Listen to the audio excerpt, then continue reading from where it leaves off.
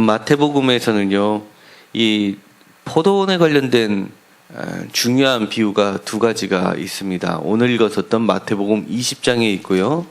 그리고 그 뒤에 보시면 바로 또 포도원의 비유가 나오게 됩니다.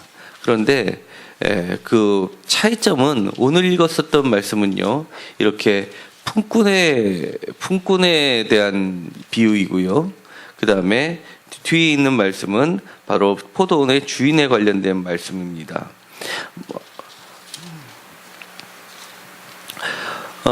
오늘 읽었었던 말씀을 다시 한번 정리를 해보도록 하겠습니다. 천국에 마치 이와 같다라고 얘기하는 것으로 시작을 하는데요. 포도원에 들여보내려고 이른 아침에 나간 집주인과 같다라고 얘기를 합니다.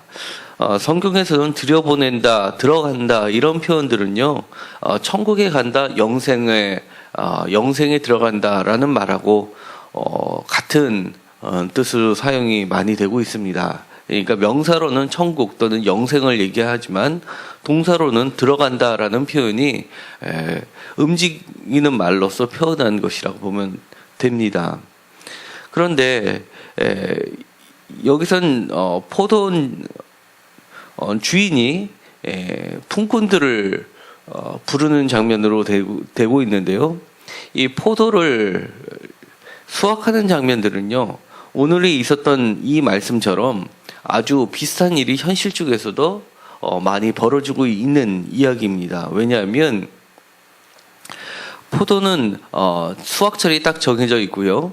그리고 그 수확철에 맞춰서 급하게 포도를 따야지만 그 다음에 포도주를 또 만들 수 있기 때문에 포도원을 가지고 있는 주인들은 주로 외지에 있었던 주인들이고요. 팔레스타인의 품꾼들은 현재에 있는 소작농들이 대부분이었습니다. 그러다 보니까 항상 포도원철이 되면 포도 재배철이 되면 이렇게 포도를 다 따기 부족할 정도로 품꾼들이 부족한 시기가 늘 반복이 되었던 겁니다.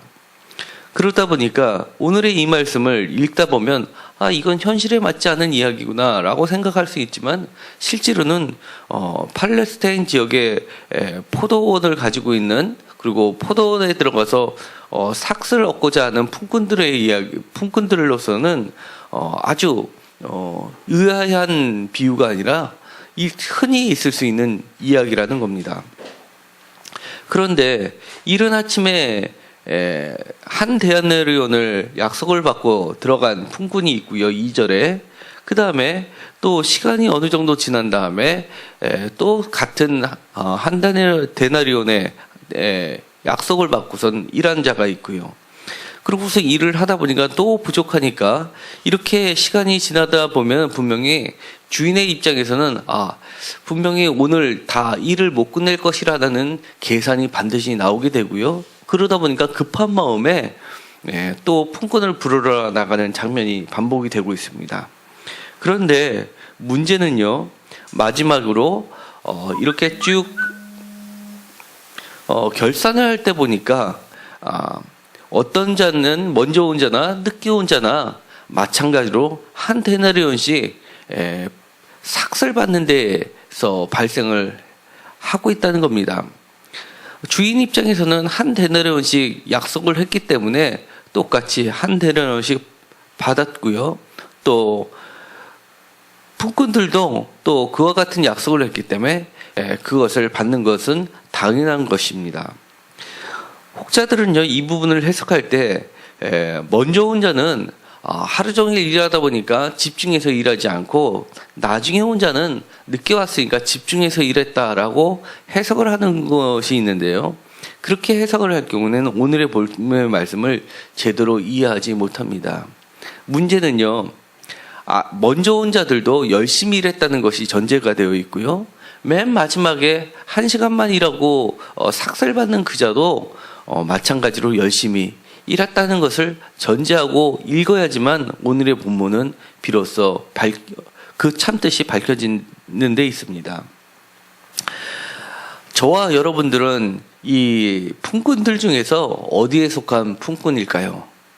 이른 아침에 아침 9시에 불려나간 품꾼과 같을까요? 아니면 낮 1시에 불려나간 품꾼들과 같을까요? 아니면 다 끝날 쯤인 5시쯤에 불려나간 품꾼들과 같을까요?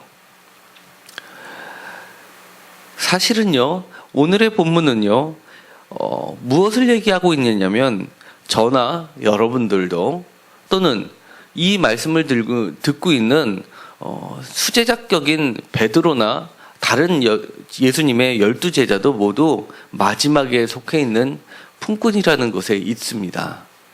왜냐하면 이 말씀과 함께 다른 여러 가지 비유의 말씀을 통해서도 주님께서 끊임없이 얘기하고 있는 것은 우리를 마지막 순간에 서 있는 자로 부르시고 있다는 것이기 때문입니다. 제자를 부르실 때요, 베드로를 부를 때 내가 너를 사람을 낚는 어부가 하겠다라고 했을 때 그 말씀 또한 마지막 때에 이루어질 성취를 얘기하고 있는 것입니다.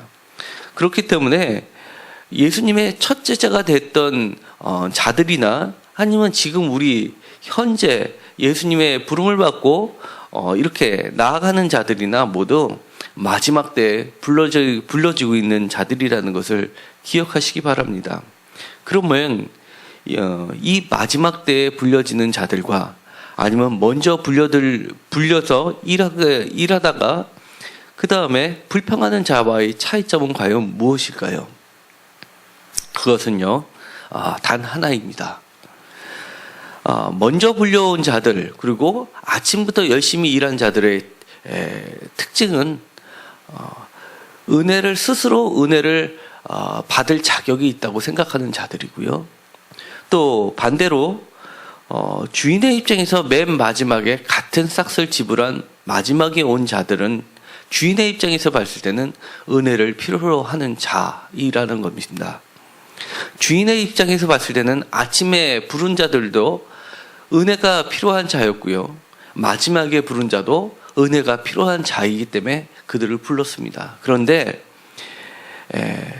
먼저 불러나가서 불평한 자, 또는 두 번째 불려가서 또 같은 싹을 쓰고 불평한 자, 아니면 세 번째 불려가서 같은 싹을 받고 불평한 자는 모두 다 내 스스로 생각하기에 나는 이 정도의 삭슬 받기에는 충분한 자격이 있어 라고 생각한 자들이라는 공통점을 가지고 있습니다. 만약에 우리가 주님이 불러주신 것에 대해서 내 자신이 생각하기에 나는 이 정도의 자격은 있어 라고 생각한다면 결단코 천국에 들어가지 못한다는 것을 경고하는 비유입니다. 저는 얼마나 하나님의 은혜로 생각하고 있을까라고 생각하면 정말 두려운 말씀이 아닐 수 없습니다. 저는 아침마다 새벽마다 교회를 들어와서 불을 켜면서 자리들을 보고 또 음악을 틀고 찬송을 부르고 또 마이크를 세팅할 때마다 이거 정말 기적 같아, 정말 감사하다라는 생각이 들고요. 또 부족한 저와 같이 신앙생활을 하려고 생각하시는 분들이 한 분 한 분 오시는 걸 보면 저보다도 훨씬 훌륭하신 분들이 많이 계시는데 그런 교회를 놔두고 이렇게 같이 신앙생활을 하시겠다고 오시는 분들을 보면 또 얼마나 은혜가 되는지 모릅니다. 더 열심히 저도 준비하고 같이 바르게 신앙생활을 끝까지 잘 해야지라는 다짐을 늘 하게 되는데요. 이런 것들이 바로 제 자신이 내가 정말 나중에 불려간 자이구나라는 것을 실감나게 합니다. 우리는 지금 마지막 때에 속해 있습니다. 주님의 입장에서 봤을 때는요, 조금 더 우리를 자격 있는 자라고 얘기하고 있지 않습니다. 그리고 나아가서 어떠한 기득권도 인정하고 있지 않습니다. 주님께서 두 번에 걸쳐서 끊임없이 천국과 비교하신 자들이 있습니다. 바로 어린아이입니다. 어린아이와 같이 되지 아니하면 결단코 천국에 들어갈 수 없다라고 하는 말은요, 교회에서 높은 자를 얘기하는 게 아니라 가장 작은 자를 이야기합니다. 생물학적인 나이로 어린 자일 수도 있겠지만요, 스스로 내 자신이 작은 자라고 여기는 자, 이것이 바로 주님께서 천국에 들어가기에 합당한 자로, 그 삭슬 받기에 합당한 자라고 인정하는 자이기 때문입니다. 천국은요, 결코 우리가 죽어서만 가는 것이 아닙니다. 오늘의 본문에서는요, 주님께서 말씀하시고 있는 것은 우리가 현재 살고 있는 일터에서도 천국을 경험할 수 있다는 것을 얘기를 해주고 있습니다. 우리가 오늘도 내가 정말 은혜 가운데 살고 있구나 라고 생각하게 된다면은 그것이 마치 천국에 들어간 거나 같다라고 얘기하고 계십니다. 우리가 살면서 천국을 미리 맛보면서 산다고 한다면 얼마나 그것처럼 큰 축복이 어디 있겠습니까? 다시 한번 오늘 말씀을 정리하면서 또 기도하시면서 주님이 나에게 주셨던 은혜가 무엇인지 다시 한번 짚어보는 시간이 되었으면 좋겠습니다. 기도하고 마치기로 하겠습니다.